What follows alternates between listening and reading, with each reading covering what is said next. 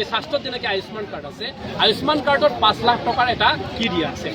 গতিকে শিক্ষা ব্যৱস্থাটো এনেকুৱা এখন আঁচনি আনক, যিটো আঁচনিৰ দ্বাৰা বছৰত 2 লাখ টকাৰ এখন কাৰ্ডৰ ব্যৱস্থা কৰে। আমাক ডাইৰেক্ট কেছ দিব নালাগে। যদি এই চিষ্টেম কৰা যায় তেনেহ'লে কোনো শিক্ষাৰ পৰা বঞ্চিত নহয়। সেইকাৰণে সেই দুটা কথা ক'বলৈ আহিছোঁ। আৰু শিক্ষামন্ত্ৰী মহোদয়ৰ জৰিয়তে আমি মুখ্যমন্ত্ৰীকো এটা কথা কি কৰিছোঁ, অনুৰোধ জনাইছোঁ যে আপোনালোকে যিকেইখন প্ৰাথমিক বিদ্যালয় এই নটিচ জাৰি কৰা হৈছে, এই নটিচটো আপোনালোকে ঘূৰাই লওক। যদি নটিচ ঘূৰাই নলয় তেনেহ'লে আমি ভাবিম আমাৰ বিৰোধী কাম কৰিছে। গতিকে বিৰোধী কাম যদি কৰে তেনেহ'লে আন্দোলন কাৰ্যসূচী দীঘলীয়া কৰিবৰ কাৰণে আমি বাধ্য। মেমৰেণ্ডাম আজিয়ে দিম। আমি আচলতে আজি একদিনৰ কাৰণে আহিছোঁ। আজি প্ৰথম বাজেট অধিৱেশনৰ প্ৰথম দিন কাৰণে একদিনৰ কাৰণে আহিছোঁ। আমি 15টা দিন এওঁলোকক সময় দিছোঁ। যিটো স্থানীয় চৰকাৰৰ আওতাত আছে, এইটো এওঁলোকে 15 দিনৰ ভিতৰত আমাক আশ্বাসন দিয়ক। যদি 15 দিনৰ ভিতৰত বিধানসভাৰ মজিয়াত যদি এনেকুৱা ধৰণৰ কিবা দেখি নাপাওঁ তেনেহ'লে লাষ্ট এওঁলোকে 21 দিনৰ কাৰণে বহিব। লাষ্ট আমি 5 দিনৰ কাৰণে নন ষ্টপ থাকিম।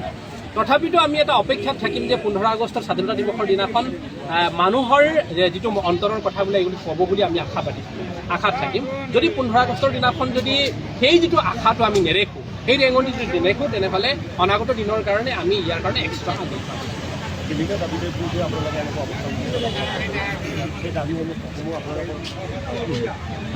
এই ক্ষেত্ৰত চৰকাৰক ধন্যবাদ জনাব লাগিব। আমি 2টা বছৰ এটা দাবী উত্থাপন কৰিছিলোঁ যে বেবিচাৰ অপৰাধ হিচাপে গণ্য হওক, সেই কথাটো আমি কৈ আহিছিলোঁ যে চৰকাৰে এই কথাটো মানিলে। এইকাৰণে চৰকাৰলৈ আমাৰ ফালৰ পৰা আন্তৰিক ধন্যবাদ থাকিল।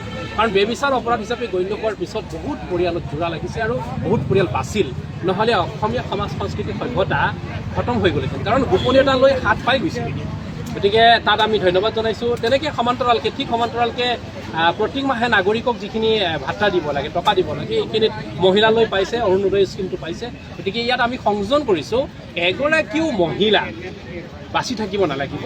APL BPL সকলো মহিলাই যাতে ইয়াৰ বেনিফিটটো পায় আৰু জীয়াই থকাৰ প্ৰেৰণা পায়, সেই কথাটো সংযোজন কৰিছোঁ।